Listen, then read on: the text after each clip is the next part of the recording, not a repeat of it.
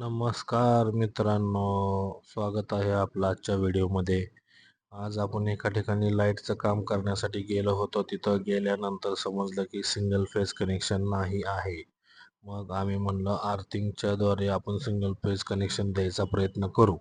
इथं पेटीमध्ये बघितलं तर 3 फ्यूज होते, सिंगल फेज नाही आहे. मग गणेशला म्हणलं अर्थिंग काढूया. अर्थिंग प्लेट ठोकली, त्याच्यानंतर आपल्याला अर्थिंग पावडर टाकायची आहे. तर आम्ही 10 किलो अर्थिंग पावडर आणली आहे, की आम्ही एक त्याला 2 लेयर देणार आहे आणि आपल्याला ज्यामध्ये कोळसा व मिठाचा बी वापर करायचा आहे, की आपल्याला अर्थिंग प्रॉपर भेटली पाहिजे.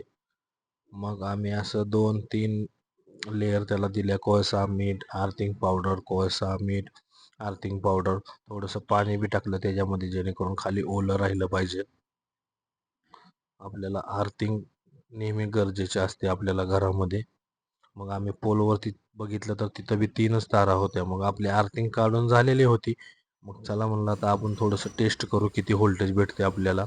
तर आम्ही व्होल्टेज मीटर लावून चेक केलं तर आपल्याला 240 व्होल्टेज भेटलेलं होतं.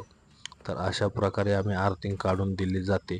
जर तुम्हाला माझा व्हिडिओ आवडला असेल तर लाईक करा, फॉलो करा.